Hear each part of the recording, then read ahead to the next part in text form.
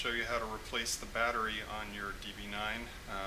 Mine has essentially just gotten so old it's unable to crank the motor and left me stranded. So here's a replacement battery. Check out the blog for more details on finding the exact battery, but basically it's a group L5 or size 49, and this one happens to be a Bosch Platinum Advanced Glass Matte AGM battery, so this is sort of the cat's meow. It's about 850 cold cranking amps. Essentially though, this is what you will find is the exact right battery for the DB9. Positive, negative terminal on this side. It's got lift handles because this thing is about 60 pounds and we have to get it into the back seat. It has a vent tube. And there'll be actually, when we take the old battery out, you're going to see me struggle getting the vent tube disconnected, but we definitely want to get the vent tube connected because this is inside the passenger compartment and you don't want any of the gases from the battery building up inside the car. We're going to need a few tools. First of all, you're going to want to watch my other video on disconnecting the battery in your DB9 because that'll show you how to get to the battery compartment and get access to it. But basically the tools you need for that are just an 8mm 6-point socket. You're going to need an 8mm wrench to get into a couple of the bolts to get the battery cover off. A nut driver and a ratchet might make your life a little easier. You'll need a 13mm to disconnect the battery terminals. But, as you will find, there are a couple of surprises awaiting you to get the battery bracket off. We're going to have to disconnect, at least in my DB9, an electrical octopus. And for that I need a 4mm Allen key. And because the battery bracket is one of the cheesiest pieces of design in the car, I found I needed a long flat blade screwdriver just to give a little pry on the bottom of the bracket.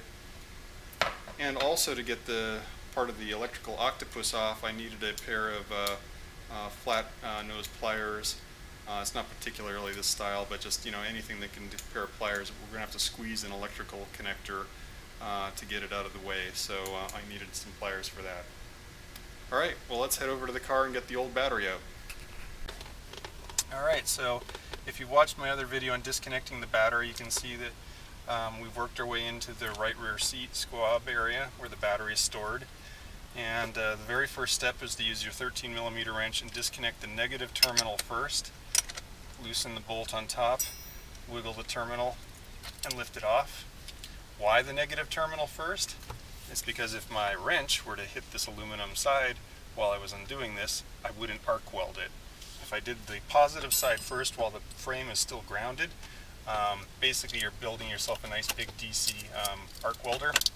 So take the negative terminal off first, then you can lift up the protective cover on the battery, and also then the other positive battery terminal cover, and then go at the 13mm that's here. Now you don't have to be so worried about bumping the bracket, and wiggle the cable to get it loose, and lift that away, and close the cover. Because there's still energy in the battery, you don't want to bump your tools into that. So once the cover is closed, you're in pretty good shape. So to get the battery up and out, we actually have to lift this black bracket. It goes all the way down to the base of the battery. And you might be able to see it here in this view. So this black bracket is in a slot and goes all the way down to the foot of the battery. So we have to basically take this bolt and a matching bolt on the other side out and slide that whole black frame up, and that'll release the battery.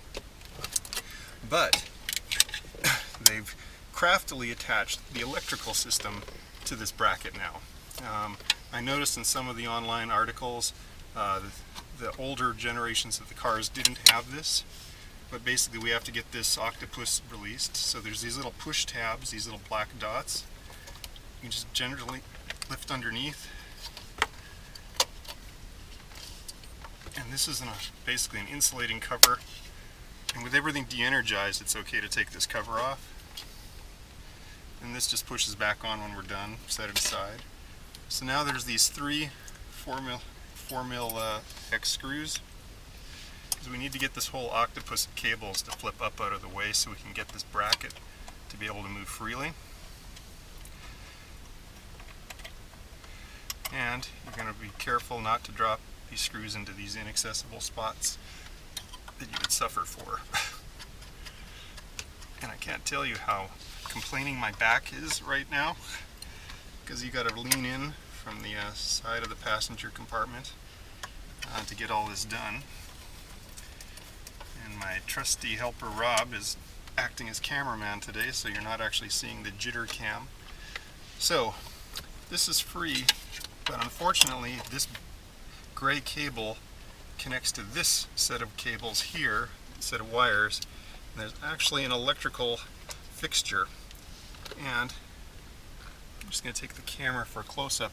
You can see that this fixture is poking through with a little plastic attachment there. So I'm actually going to squeeze that plastic attachment, pop it back through the bracket, so this essentially all this cabling harness can come free. So out with the trusty pliers.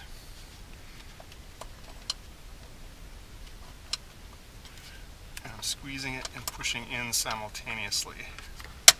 There we go. And once I get this up, I'll show it to you. So basically there's the bracket. I squeezed it and pushed it back through a side hole in this octopus cable. So now you can see here the 8mm bolts we need to release. And so I'm just going to get my... So now I'm going to use my 8mm and I'm going to remove the 2 bolts that hold down the black mounting bracket.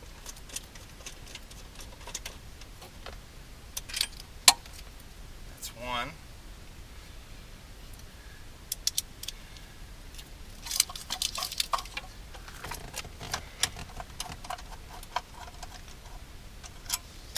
And that's 2. So if I hold this whole octopus back up out of the way, you can actually see that this bracket, but it's kind of fussy. It's essentially in a slot.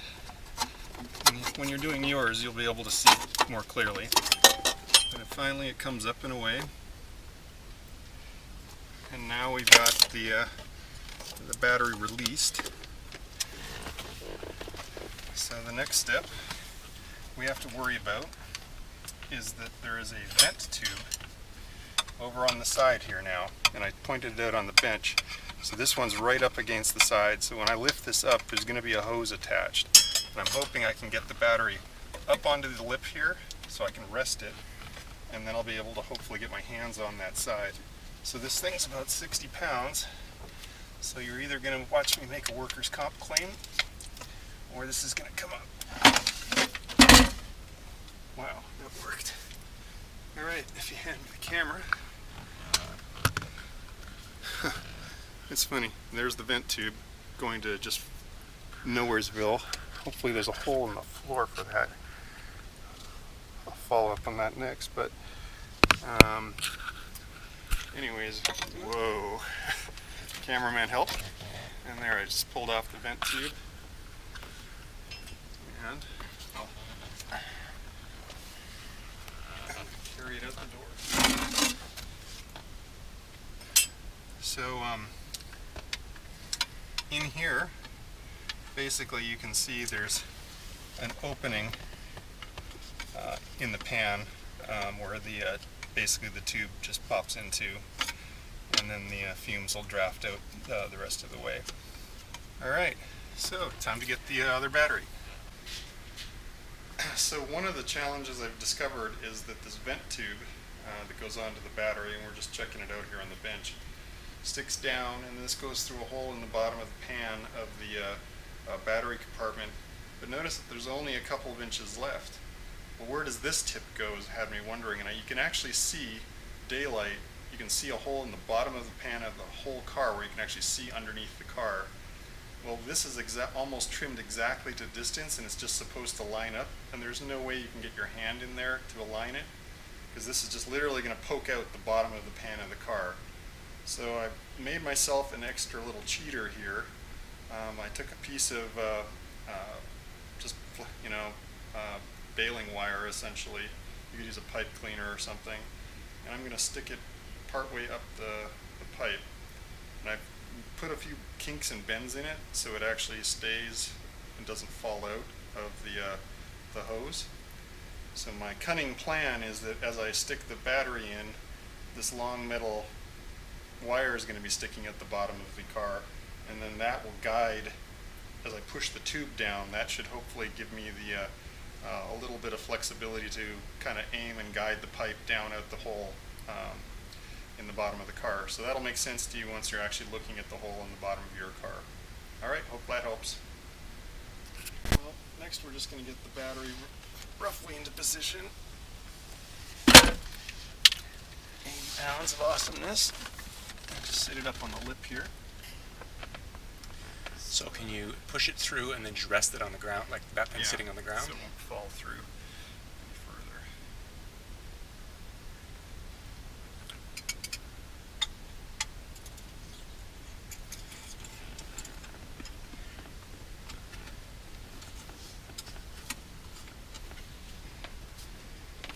Let's just lower it in and then see what we... Oh, sorry.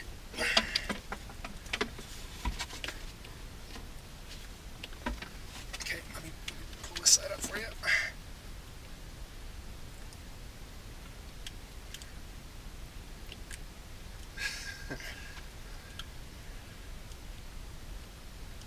There.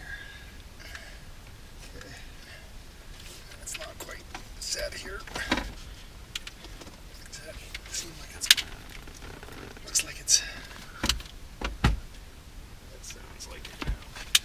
Let's see if it's out the bottom. It's okay. So underneath the car here, you'll actually see a little rubber bung. And here's my wire. And there's the bottom of the vent hose.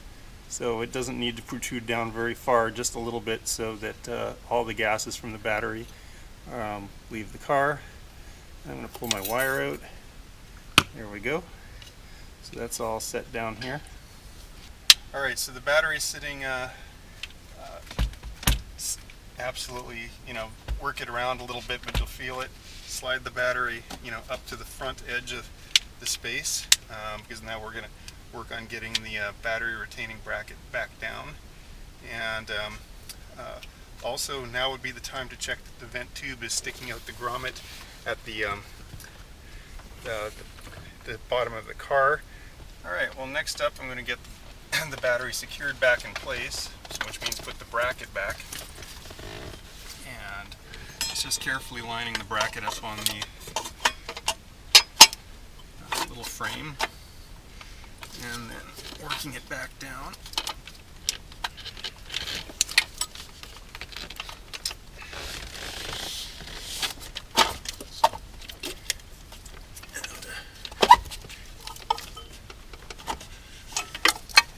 Okay, so bracket slid down. I've put my two 8mm bolts back in. I've snugged them up. I was careful not to go crazy on the torque because I was realizing that this bracket isn't designed probably to bottom out, and that you would bend the flange over if you really torqued the crap out of it.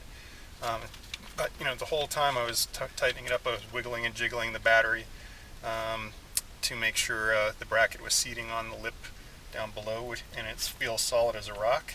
So my vent tube is out the bottom, I'm connected, I'm good there. My bracket's in place. Now I'm going to put back my electrical. And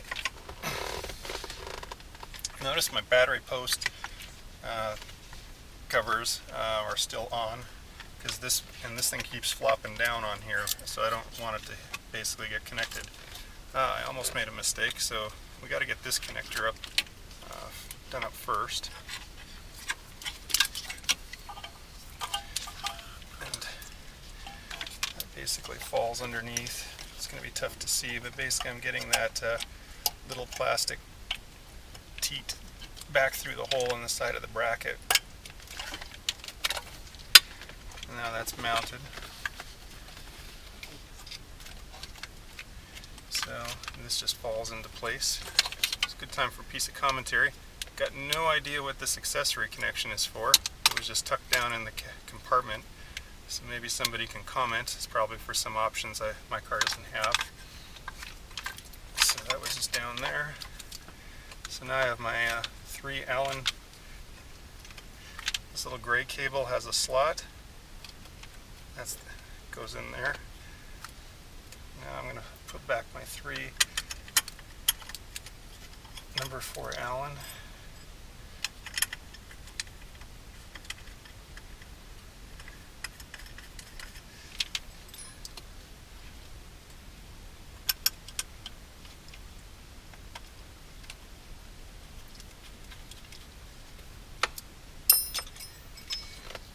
I cheated.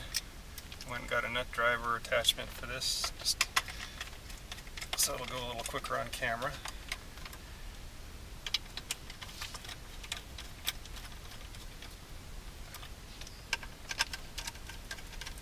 So these are just metal into plastic, so there's no serious torque spec for this other than just snug them up, because we don't want them vibrating loose with the car on track day or something. Alright, so now the protective cover goes back in place. That just pushes on the 3 tabs. Alright, so I've got my temporary thing. I bet you this thing rattles or something when I'm driving, but alright. So next up would be connecting the positive or the battery terminals. So I'm going to set the positive terminal back here a bit for a sec. Alright, so I'm going to remove the protective cover now. I'm going to take it off on the negative terminal as well. And I know the notion of battery grease is a religious thing amongst mechanics, but basically I'm going to put a little bit of battery grease. This is a little packet from Permatex. On to seal, just to protect the connection around the posts.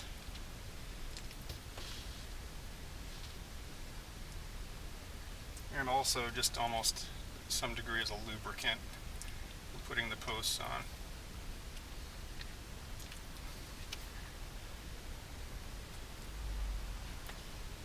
Now I'm in California.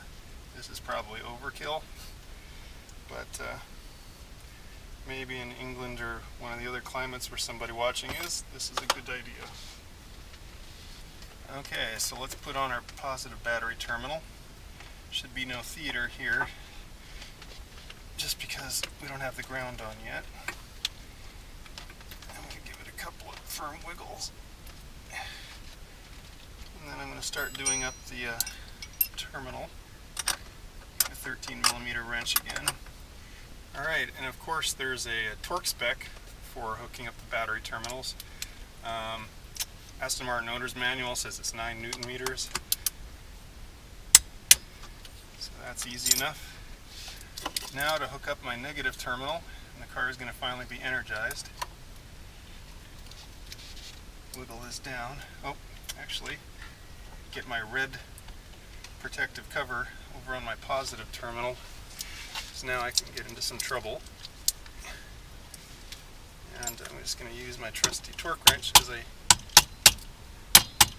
little bit of a hammer. Make sure that's down.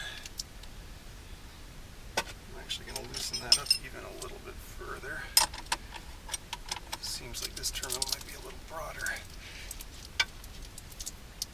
Alright.